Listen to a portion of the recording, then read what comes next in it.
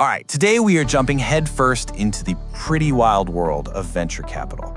We're gonna look at why so many of these so-called unicorns, the billion-dollar startups, are suddenly failing. And more importantly, we're gonna pull back the curtain on the hidden forces that are really pulling the strings. So let's get into it. So I want you to picture this. You're in a super sleek Silicon Valley boardroom. The mood is tense. A company that was once worth over $1 billion, hailed as a true game changer, is about to be shut down. Just poof, gone. For everyone involved, the founders, the employees, it's the end of the dream. And the crazy thing is, this isn't some rare, isolated event. It's happening all over the tech world right now. Which, of course, brings us to the big question, right? What is going on here? How is it that these companies, the ones we were told were the future, are just imploding? I'll tell you this much. It's not just a string of bad luck. There's a pattern here, a kind of formula, and we are about to break it all down. Yeah, to really get why these unicorns are collapsing, you first have to understand the blueprint that was used to build them in the first place. The source material we're looking at has a name for it, the failing unicorn formula. And, well, the name kinda says it all. It's this deeply flawed investment idea that's been driving venture capital for years. So what does this formula actually look like? Well, what it really boils down to is this. These companies are raising way too much money way too fast. And these failures, they're not just accidents. They're basically a side effect of a very specific VC strategy. The goal is to pump billions into these startups to artificially inflate their valuations, what they call their marks. Why? Well, it makes the VC firms look great to their investors, the LPs, which helps them raise even bigger funds. But for the startups themselves, it puts them on this incredibly dangerous, totally unsustainable path. And the fallout from this is, it's huge. It's not just one company failing. When these unicorns go extinct, it sends these massive shockwaves through the whole economy. You see, the LPs, the folks who fund the VCs, they get nervous and they pull back on their investments. Suddenly, there's no money. The whole system just freezes up. And you know what that means? Less funding for the next big idea. For those early stage startups, it ends up stifling innovation for everybody. And this brings us to the absolute core of the problem. The source we're digging into argues that this entire system, this whole game, is being controlled by a very small, very powerful group. And it gives them a name, the Power Law Cartel. So let's unmask these players and see exactly how they run the show.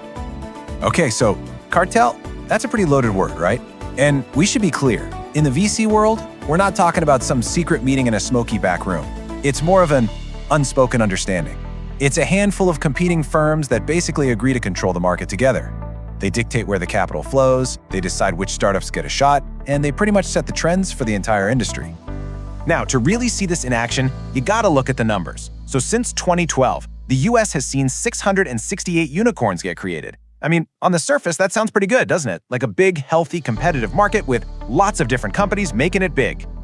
And check this out, 770 different venture capital firms invested in those unicorns. Again, you'd look at that number and think, wow, what a vibrant, diverse ecosystem. You've got all these different players making their own bets. But this is where the picture starts to change, drastically. And here it is. This is the slide and it just blows the lid off that whole idea. Of those 770 firms, just 4 of them, we're talking Andreessen Horowitz, Sequoia, Excel, and General Catalyst, have controlled almost a quarter of all unicorn investments. Let that sink in. 4 firms have nearly 24% of the market, while the other 766 are left scrambling for the rest. That is the Power Law Cartel. So the question is, how do they do it? How can just 4 firms wield that much power and influence? Well, it's not random. They use a very specific playbook, and it's built on 5 key tactics. Okay, let's walk through the playbook. First, they come in with super aggressive funding, setting these insane valuations right out of the gate. 2, they demand board seats, so they can control the company's strategy from the inside.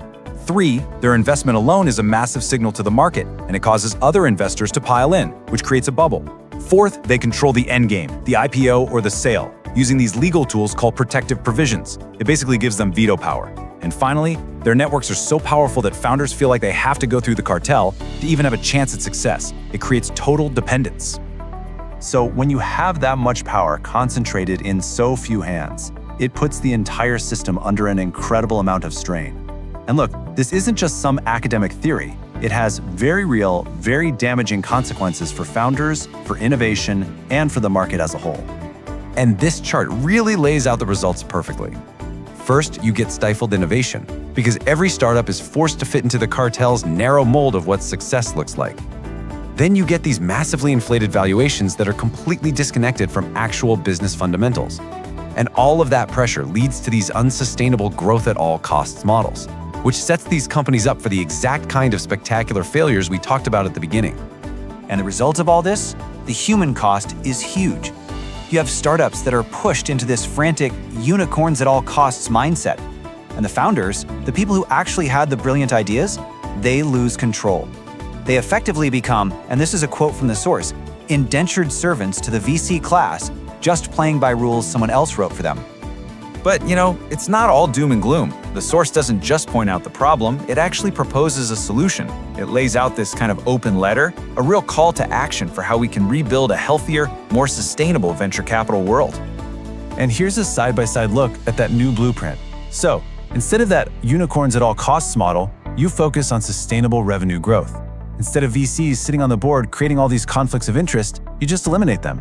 Instead of piling all the money into a few massive funds, you spread the investments out to smaller, emerging funds.